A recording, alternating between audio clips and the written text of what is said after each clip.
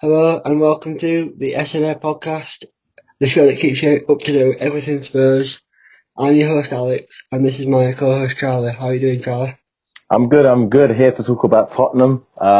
It's a touchy subject at the minute, but we move forward. It should be a good show. It should, man. It should. There's been a lot going on recently, I know, with the manager. Transfers, a lot to talk about. Today's episode is going to be centered around Nuno and his appointment. So, without further ado, let's just kick off straight away. So I think the first thing we ought to talk about is just Nuno in general, really. I mean, what do you think of the appointment? At the end of it, I just wanted a manager in the end. We went through like a list of, it felt like a never-ending list of managers from Conte to Nagelsmann. So many people were linked with us, from Brendan Rodgers, and then I was at the point I was like, can we just get a manager? Nuno. I'm not on the fence about Nuno. He's a good manager. You look what he done at Wolves. I know last season was a bit poor, but injuries and whatnot, and that squad looked burnt out. But you look at the jobs he's done at Valencia and then obviously at Wolves. It can be good. It can be good, but it depends with Levy. And of course, we got the director now, Fabio Paratici, or however you pronounce his name. So I'm optimistic. That's all you can be. I'm just optimistic at the minute.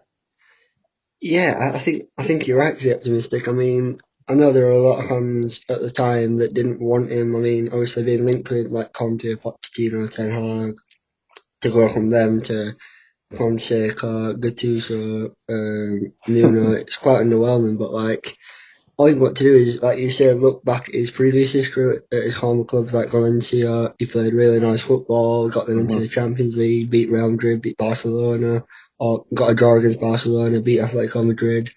And then went to Wolves, got them up from the Championship, and then played some really nice football for the first couple of seasons. I mean, that's what people tend to forget. I think they just think he's a defensive manager, but actually, he's more counter-attacking. But he does play attacking football, and obviously he uses wing backs as well, doesn't he? So like maybe we could see the likes of Matt Doherty like get back to his best. But yeah, I think you're right to be optimistic. Yeah, honestly, yeah. But all this about Nuno being a defensive coach, even when don't look at Wolves from last year because that was just an off year. But you look at Wolves when they was in the Championship and even when they came up, I wouldn't call them defensive as such. Like defensive is Burnley, like just everyone behind the ball and long balls. Yeah. Wolves can play. Like you had Moutinho in the middle and like you got Neto, Neves. Like the list goes on. Like they could play football, but look, you're coming to Tottenham now. Everyone's like the Spurs DNA. Right now, I don't even know what the Tottenham DNA is because even under Poch when we played magic football, we won nothing. And at the end of exactly. Yeah. I was with Jose. I know Jose had these problems, but you don't sack a manager a week before a final. That's leaving blood on his hands there. And if you had no one lined up to take over after Mourinho, why did we sack him? And yeah, there's a lot of problems at the club, but hopefully Nuno, he can come in and then just, first of all, it's the defence. We have to sort the defence and then we move forward from there. Exactly, man. I mean, a couple of points to pick up on that. Firstly, the Tottenham DNA thing. Like you say, what is the Tottenham DNA? To me, you can interpret that in two ways. One is playing nice attacking football. The second is win nothing, and we didn't do either under Jose.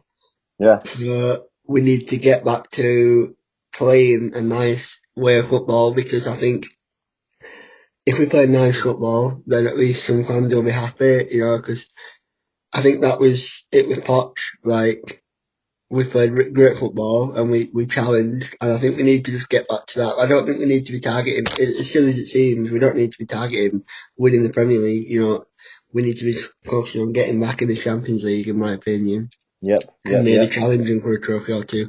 Definitely winning the Conference League. I was about to say that's a guarantee. Like that's a guaranteed trophy. If we don't win the Conference League this year, and then flipping heck, I don't know what to say. Like, and this is the perfect time of the Conference League where you bring up players like Scarlett, players like Divine, where you can give the youth even more of a chance. Because the Europa League, look, we went out free. I don't even want to talk about how we went out this year. But But you can bring even lesser players in on the Conference League. So players like Devine, Scarlett, even Clark, I don't even know what's going on with him, but Sessegnon could have a whole campaign in there. Tanganga. The Conference League could be fun this year, and it could be a way for Nuno to experiment with different things. And I'll let you take over from there. Yeah, thank you. Just to maybe elaborate on what you were saying, I mean, young players, that's another thing that Tottenham are known for especially in Pochettino, was giving youth a chance. Even, Dele Alli was 18 when he joined. You had Harry Kane, who was just still quite young. Lots of players like these. And I think we need to get back to doing that, because I think that sort of fell away a little bit under Jose. I know he blooded Scarlet or whatever, but if you actually look at it, he didn't really use too much youth. So I think, using the youth, and that's a perfect chance. I mean, the Conference League, there's some joke teams in there, man. I've looked at the names. I've looked at I don't even. I don't look at the games. It's like, look, we have to win every single game in the Conference League. And it's funny because the only other big team I know at the minute who is in there is Roma. And of course, look who the manager is. Yeah, so I wouldn't even be surprised if we get to the final and Mourinho beats us. And I'll laugh. I won't even cry. I'll laugh because it's typical Tottenham. And that will come back. You know why that will happen? That's the karma for Levy sacking Mourinho before a final. But I'll let you carry on from that point. Yeah, exactly, man. Again, spot on there. I mean, if there's any one manager in the world that knows how to win a one-off game of football in a final, it's Jose Mourinho, and sacking him 6 days before a cup final. I still don't think we'd have won the final anyway, because I think City would just. I don't know. We'll never know. We all have hypotheticals.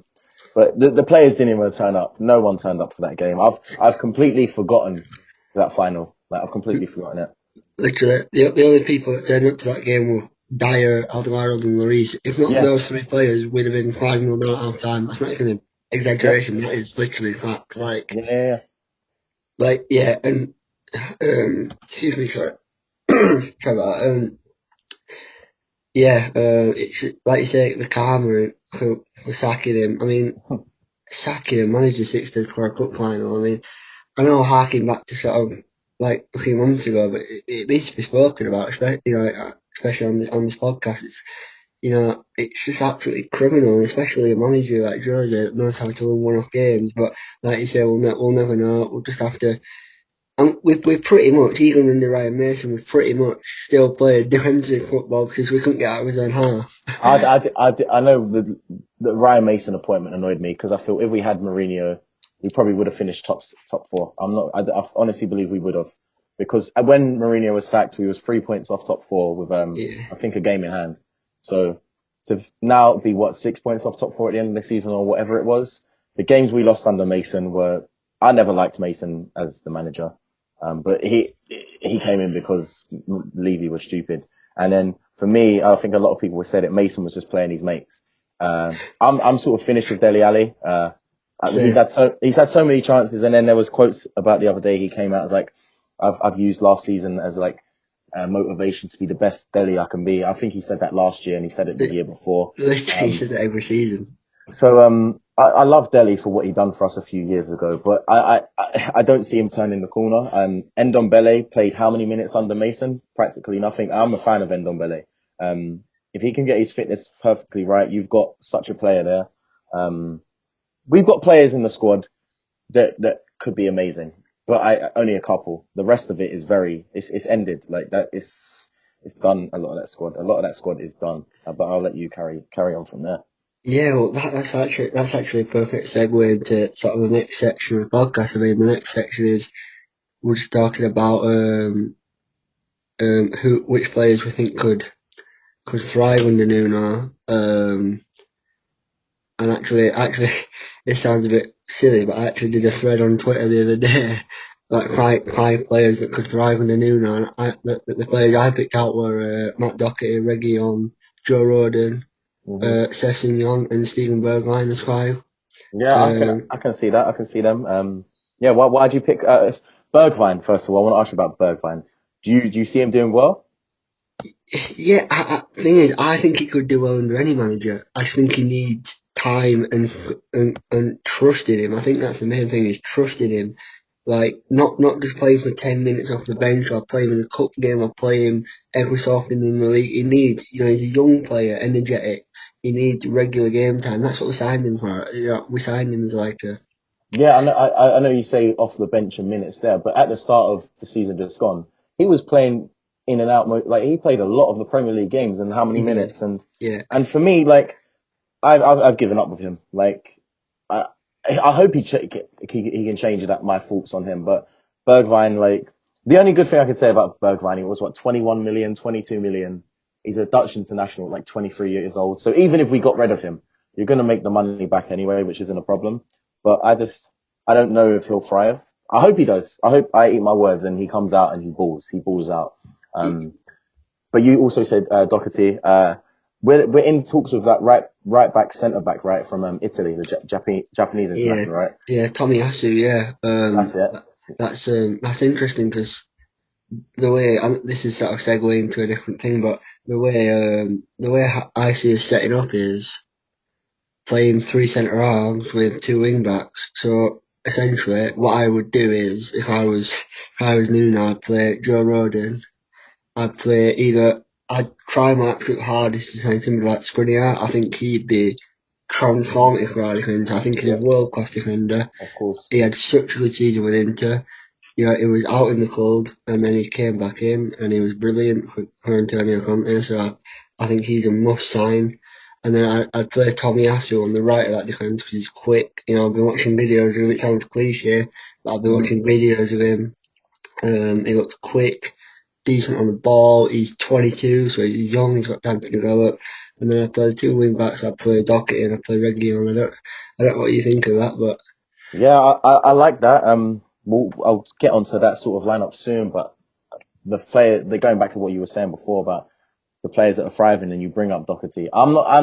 Hopefully he can do well. I think Aurier's gone. Aurier's gone in the summer. oh yeah, Um, yeah, so we need to get another right back. yeah, So we'll see who we get. If it's that Tommy guy from Italy, amazing. But you Sessegnon, I think, could have a really good season. I think with Sessegnon, we've got a player that can battle Reguilon for the left back spot, but also left wing, which is very good. yeah. So that gives us other options, just not Bergwijn, Son, and obviously Lamela and Lucas. But I think Lamela will be gone this summer also. Yeah, But thriving under Nuno players, it's hard to say. It's hard to say. I think Reguilon is going to probably, and Doherty are going to thrive the most because they're wing backs, and that's what Nuno loves. Højbjerg, coming off the back of a phenomenal tournament. If he goes out, hopefully he goes out tomorrow against us. yeah. Hopefully. He has What a been player. phenomenal. He has been phenomenal, and we got him for 12 million. Like, no, what a signing he is. Like, he will Yeah, thrive. He will thrive. And I think, depending on the goalkeeper situation, if Lloris is here or not, Højbjerg could be captain or should be captain. I this is love what I've been Kane, saying. Yeah, but I'm not sure if Kane's going to be here. And Højbjerg will thrive. I think Lo Celso, I'm still not sure on. I'm very on the fence about him. I don't know what he actually does or what his position actually is. he's made Uh, of glass, isn't he? That lad. He's made of. mate, he never had an injury before he signed for us, and I think the physicality of the Premier League has just took him. And I think cut our losses. If we can get some money for him, cut our losses and put that into Sabitzer. Honestly, that is the player we should be going for.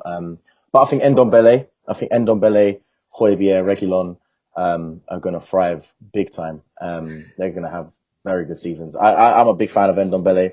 He has his critics, and I rightfully so, because there's times where he's looked lazy and whatnot. But Yeah, he's weird as a player, because when you watch him, even when he's playing very well, he looks like he isn't doing anything. And yeah, I don't yeah, know how to explain that. yeah. I know It's what you mean. weird. It's the way he runs. He runs like he's falling over. He runs like he's out of breath, but he's really not. Yeah, He's a very weird player, but his technical ability is like second to none. So I'm excited to see them thrive, and yeah, taking that into like signings who could come in and whatnot. We're linked with so many players, but defenders, we need a lot. We need a lot of defenders, I think. Tanganga, I like him, but injuries. He's like Ledley King. Oh, talking of like young players for us, Oliver Skip could have a phenomenal season for us as well. What a season he had at Norwich. Yeah, like him and Højbjerg. You could have him and Højbjerg in the middle with like Ndombele in front, or like Højbjerg and Skip rotating. Who knows? But Skip's going to be fantastic. But signings wise and players we need in and out. Dyer has to go. Sanchez has to go. Toby has to go. To be honest, I get rid of all the centre backs except for Joe Rodon. Joe Rodon is who we need. That's exactly right. Sorry to cut you off there, but just while you mentioned Joe Rodon, like I say, he was another one in my Twitter thread, and actually just in general, I think he's actually currently our best centre back. I know that's quite controversial.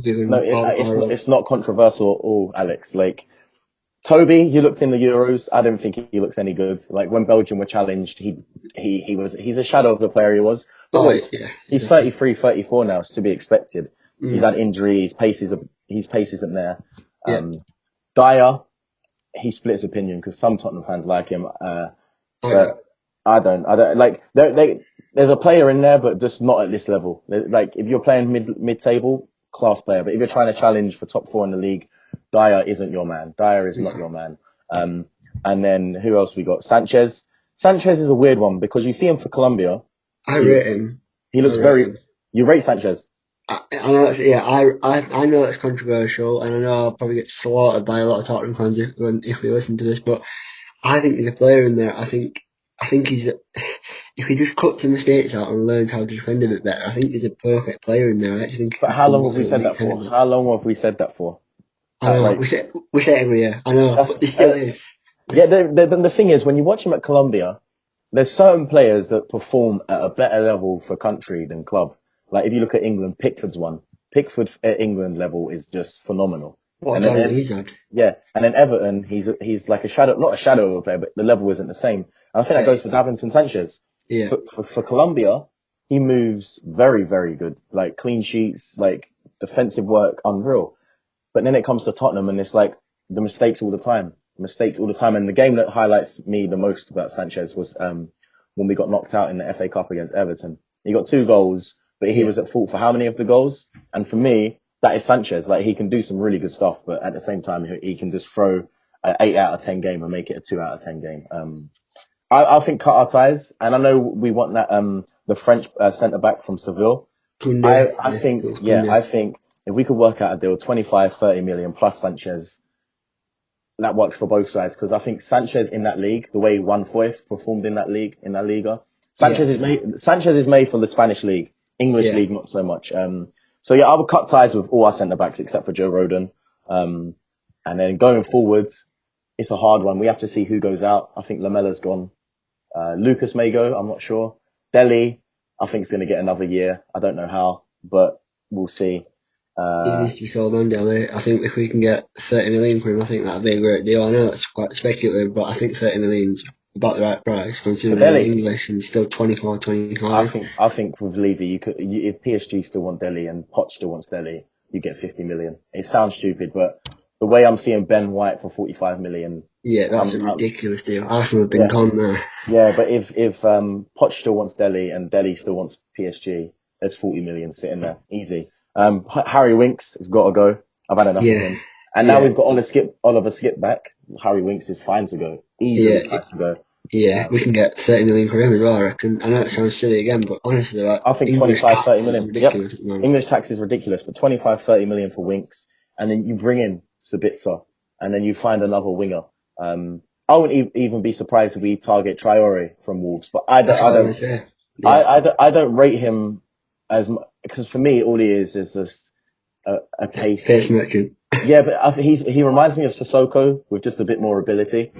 Like, no offense to Traore, but like he's got the same pace, the same speed as Sissoko, and strength and physicality. But he's just got more of a footballing brain. But then you look at his numbers for Wolves, it's not as good as you would like for a player of that skill level. And no, I mean, I think we should be breaking the bank for Pedro Neto. I know he's out to that's what I was. But I think we could get a lot of those Wolves players like Neto. Neto's unreal. What ball, honestly, class player. But like the defense is very easy to work out because we know we need a whole new defense. this is a weird one. I keep Ben Davies because Same. Only because if we're getting rid of Toby, Dyer, and Sanchez, that experience in the back four just vanishes. So we need at least Davis with that experience, and it means if we play three at the back, he can play left-sided centre back or he can play left back, depending on injuries. But going forward, it all depends on what I'm going to say next. Harry Kane, if he's here or not. Well, that's the main question in the summer, isn't it? I mean, what would you keep him or would you sell him? Personally, he's our best player. I'd want to keep him. Personally. You never sell him. It's like Barcelona selling Messi. You just don't. You can't replace Kane because that means you need to get a new mid. First of all, we still need to replace Eriksen, which we haven't done. But so Kane replaced Eriksen last season and was Harry Kane scoring goals. So you lose Kane, you lose two or three roles on the pitch. You use an attacking midfielder that create creativity, and you also lose your main forward. You saw with Vinicius last year. I didn't really rate him. He done some little tap-ins and whatnot in the Europa League, but against Mourinho, he's got Mourinho celebrating like he. Yeah, but I love that. I love that sort of shithousery. That's like I'm down for that. But Kane, the only way I see him staying is Levy, of course. Like if Grealish is going City for 100 million, Ben White for 50 million, like Kane's 150 plus, and there's talk of like swap deals, like 100 million plus players. Right now, if you're a City player, why are you going to Tottenham? Like, why? I wouldn't want to go to Tottenham. Why would you? Sterling don't want to go to Tottenham. And even if Sterling did come, we can't afford his wages. We can't afford half the City wages. So all this about, trade deal, no one's going to come to us anyway. I would not leave City right now to come to Tottenham because we're in a mess. But if Kane the only way I see Kane staying is if the money's paid, because it's only City he's going to go to. Man United won't put that money up. And what Chelsea, price tag wise? 150 plus. It's 150 plus. If that 150 happens, then it's a done deal. But I don't know if City will pay that and Grealish. That's 250 million. I don't see that happening. They need to be investigated if they are paying that because they don't financial fair play once before. Somehow need to be looked at again if they're doing the same. Yeah, and even if you sell some players, I don't see that covering that 250. What it's going to do. Then the only other way I see Kane staying is he said it before and he said it again last week. Nothing would beat winning a trophy for England, for my country. If we win the Euros this year, which every English fan wants, he gets the golden boot. He gets that Euros. He's there lifting that trophy next Sunday. Yeah. I think he's happy to stay with Tottenham for another year or two. I honestly believe that because winning that, I think if you ask Messi, would you trade every trophy you've ever won to lift the World Cup with Argentina? He would probably say yeah. Like there's certain things when it's your country, you would throw so much away just to win that country competition. And I think if we get the Euros this year, I think it makes Kane be like, all right, you know what? I can put aside not having an FA Cup, a Premier League, a League Cup for another year or two. If I can he'll be so happy winning. That's all I can say, really. There's two ways he comes out as still a Tottenham player. Daniel Levy and winning the Euros. That's all I can say. Yeah, and I think it'll be, you're absolutely right. And I think it'll be more Daniel Levy, if we're being honest. I do not think Daniel Levy will sell Harry Kane at any price apart from if like 150, 200 million pound bid comes in. I don't see it. I think I was reading something the other day from a journalist, a quite reliable journalist. I can't remember exactly who, but they were saying that Levy and Kane's relationship is completely broken down. Now, I'm not sure I can believe that it's completely broken down. I can't believe that, to be honest. I can't, it's paper talk. The news, I know it sounds stupid to say and it makes us sound like we're crybabies, but the media is always against Tottenham in one way or another. It always is. Kane, especially Harry Kane. Yeah, which makes no sense. Which makes no sense. I don't know why we're against Harry. Like as a nation, when Harry Kane's not scoring, he's like, oh, he's a one season wonder. He's a tapping. He is more than. If you watch him week in and week out at Spurs last season, he's more than anything. But the way the news always try and body Tottenham and make us seem like our players are falling out and whatnot. Yeah. I believe right now Kane has had no contact with Tottenham over the last few weeks because he said he's here for England. So what has changed in the last 3 weeks to say his relationship with Levy's done? I do not believe that. They're just trying to create things out there. They're just trying to create stories to make Harry Kane seem like a bad person. Like he loves our club, man. Like he would never badmouth anyone. He may be annoyed at Levy I would be annoyed at Levy for the last couple of years with Poch, with Mourinho. with Oh, yeah. not signing players. That's why I think a lot of players are probably angry at Levy at that. But then, it's a tough one. But I think I don't know what to say, to be honest. It's a tough one. It's a flip of a coin. He stays or goes. But Yeah, also, I think one more thing. Sorry about cutting you off. It also comes down to City waiting. Like, City can't keep waiting for a striker. They're going to have to go and sign someone. So if they know like it's going to drag out, they'll go and sign. They'll find a striker somewhere. There's talk of Griezmann, and I know Barcelona need to sell. So I wouldn't be surprised. I wouldn't be surprised if it ends up being Griezmann instead of Kane to City, because they can afford him. And what you'll get Griezmann for 70, 60 million, I guess, because Barca need to sell. So yeah, they look at that, and then next year Haaland's available for 70 million on release clause. that's got to be a deal that either Chelsea or City do, surely. Yeah, so City might look at it. They won the league without a striker this year. If you sign Griezmann for the year, like, and then you bring in Haaland next year as well, which It's over. most people see happening, then they'll get for 140 million. You'll have Kane and Griezmann. So Haaland and Griezmann. So for a fraction of for the same price as Kane. So yeah, it's a weird one. It's hard to call, man. There's so many hypotheticals and whatnot, but man, it's Tottenham. We never know with Tottenham anymore. It's so unpredictable, as it showed with the manager search. It's from day to day. It's just so unpredictable. I mean, you just don't know what's going to happen. I mean, we could sign Milan's Skriniar tomorrow. You know what I mean? I mean, the thing I'm thinking about though is, I've said this a few times. Even if we do sell Harry Kane, say we get 150 million for him, right? And say we want to push the striker thing out the window. So put that. So say we want to get 150 million. We want to use the majority of that money to fix the defence, which is what we need to do. So say we want to go and get Skriniar and Koundé. The problem is attracting these players. You know what I mean? I've said this, like, why would you want, like we said it earlier, why would you want to come to Tottenham over somebody like Real Madrid, Barcelona? You just wouldn't, and it's like, I know the fans are desperate for like a quality player, and we all are, but the problem is at the moment attracting players, and like, if you're not in the Champions League, if you're not competing for trophies regularly, which we're not at the moment, we're going to have a really hard time attracting somebody like Koundé. If he's got an offer from Real Madrid on the table or Tottenham, I know which one he's going to choose. And that's where the difficulty comes in. Same with Sabitzer. You know, I mean, I'm reading reports that he could be available for like 15 million, something like that. And that's all well and good. We could pay the money. But again, if he's got an offer from Bayern Munich on the table or Tottenham, you know, it's a no-brainer which one you're going to choose. So we need to be, I think this summer is going to have to be about, and it's not what Tottenham fans want to hear, but buying mid-tier level players, making them good players, and then building back up to the Champions League. I mean, because we can't just be going out and buying ready-made stars like Skriniar, you know, unless we move players on, or unless we put a massive offer on the table, or unless Harry Kane's sold. Those are the only three ways I can see signing somebody like Skriniar. So, as much as Tottenham fans don't want to hear it, it will be somebody like Vestergaard or Anderson. You know, I'm not against Anderson. I think he's a good player. He reminds me a lot of how Vertonghen and Toby were in their younger years.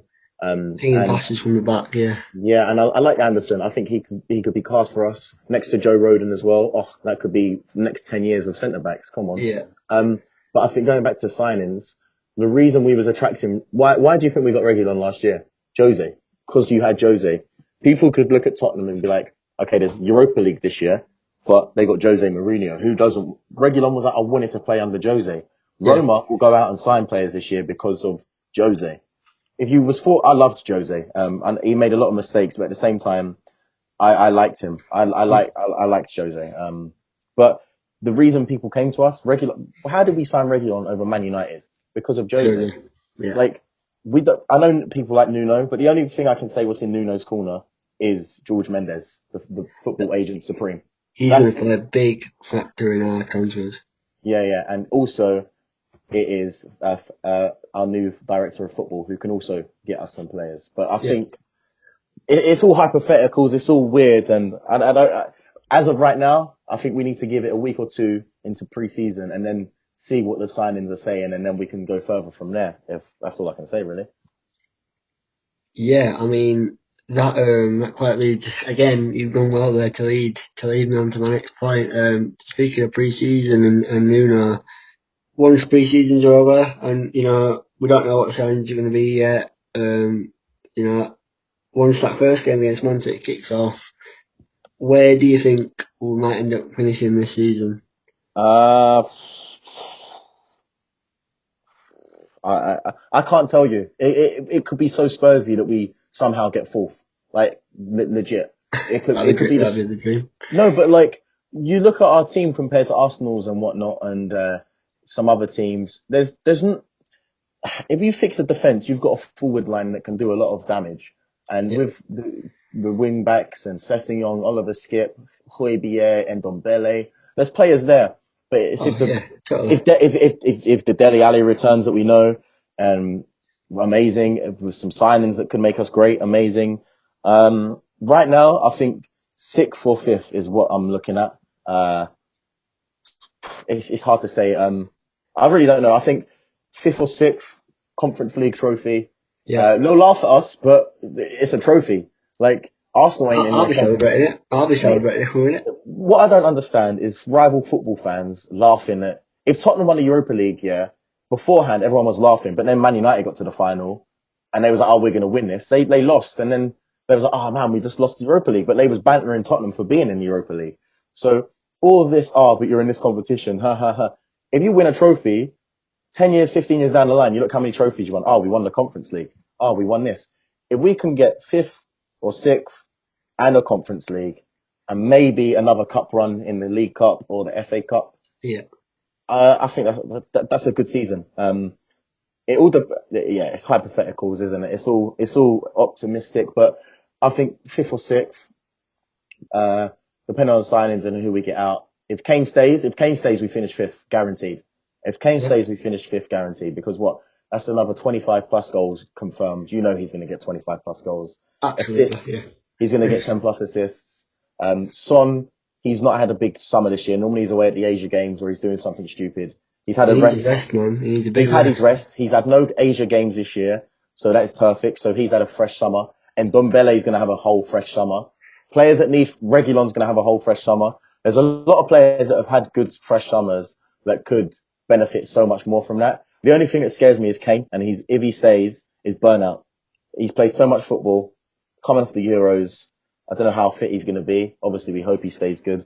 But yeah, hopefully Kane stays. We get some good signings, get the deadwood out, get some fresh blood in, and let Nuno take charge, man. And hopefully, yeah, we can look back at the end of the season, look at the Conference League, and hopefully a cup as well, another cup as well. Well, we hope.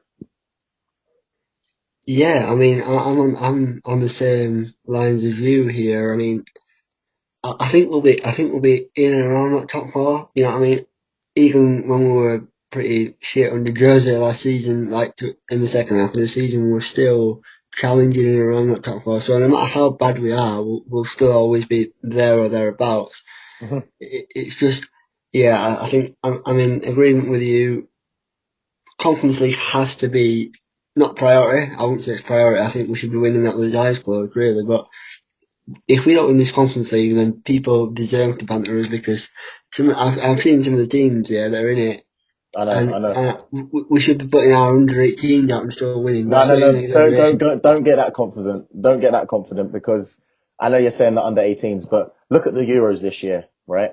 When you're playing these countries, etc.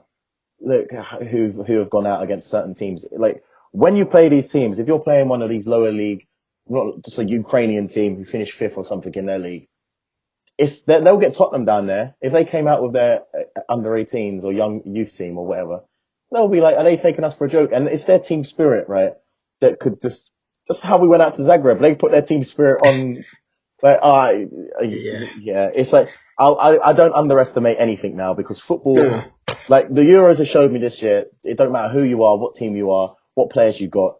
If football wants to make a mockery of your team, they will do it. So we have to go out with a decent team, like because there's players that want. If Scarlett, this could be his time to shine and start building up confidence.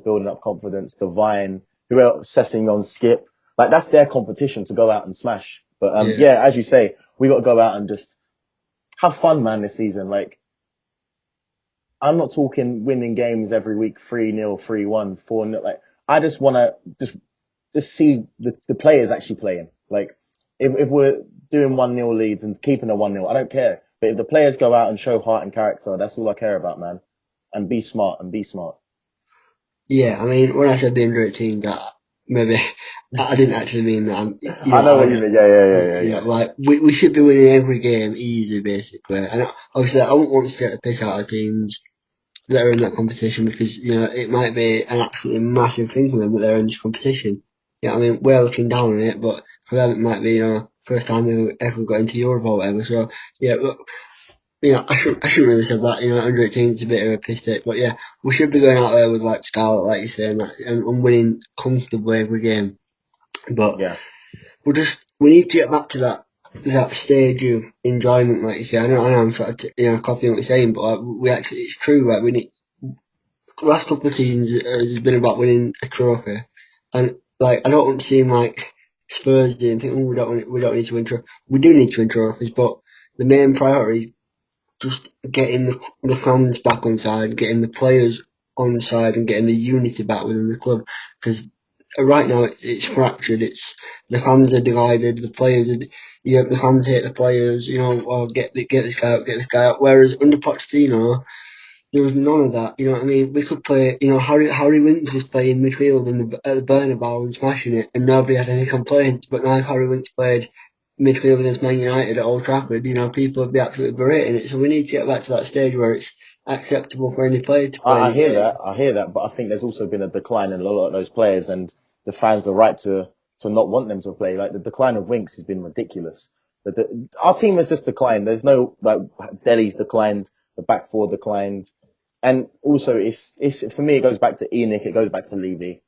We lost Ericsson, never replaced him. We lost Walker, we never really replaced him.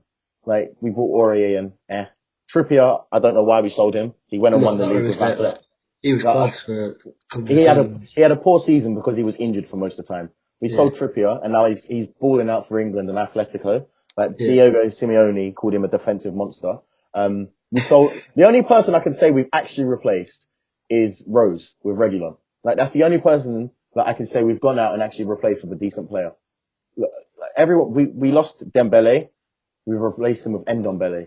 I want Ndombele to succeed so bad, but as of right now, it's going to be hard. I want him to ball, but we just lost. You saw like flashes of it, like last season. Like I'm thinking, a game against Chelsea at Stamford Bridge last season. Oh mate, some of the stuff he done, I was like, I don't even know how. Like some stuff, his footballing brain is unreal, but his physical body, he needs work, and I think.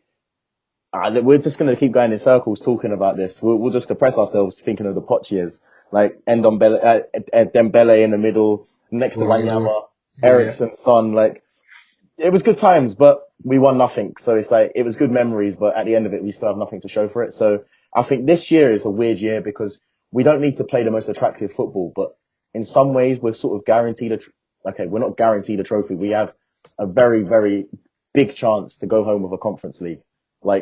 And I think that's something was very weird for us because we can play some okay football this year, make some mistakes in the league, right? But we know we should be secure in the Conference League. And I think that's where Nuno can satisfy the fans. Like we can look back at the end of the season, hopefully next year with a Conference League and an okay finish. And that's how I'm going to finish my stuff there. Yeah, like it sounds sad, right? But never in my life, I've supported Tottenham for like 11, 12 years now. I've never seen us win a trophy before, and that's like, I had to watch Liverpool fans win the Premier Champions League. I had to watch City win the Premier League 3 times. Arsenal win FA Cups, and it's like we always get so close, like the Champions League final and FA Cup semi-finals, and the league, finishing second, third. I think we I'm sort of contradicting what I'm saying, but we actually need to take the Conference League semi-seriously. Put the second team out, sort of, and like some of the youngsters, But also we need to win that trophy. Like there you go, trophy. That's it, man. Trophy. I don't care about Bama. That's all we care can about say. Trophies. There you go, and I think that's the nicest way to finish it. I love that sentence. We need to win trophies. We need to care about trophies. That's what you're saying. I love that. And I think that's the perfect way to end this. That's the perfect way to end this. Trophies. I don't care about banter. I care about trophies. That's There you go. There you go. I love that, Alex. I love that, Alex. Nice one, Charlie. Thank you for being a part of this first episode of the podcast. Thank you. Thank you for having me on, Appreciate it. man. Thank you for having me on. It's been a nice little talk. Hopefully, we can keep this good energy through the season. We hope. It's Tottenham, so I'm not getting my hopes up. No, man, but we'll just have to see. Hopefully. Come on, Nuno. Let's get behind you. Come on, Nuno. Come on, Nuno. Come on, you Spurs. Yeah.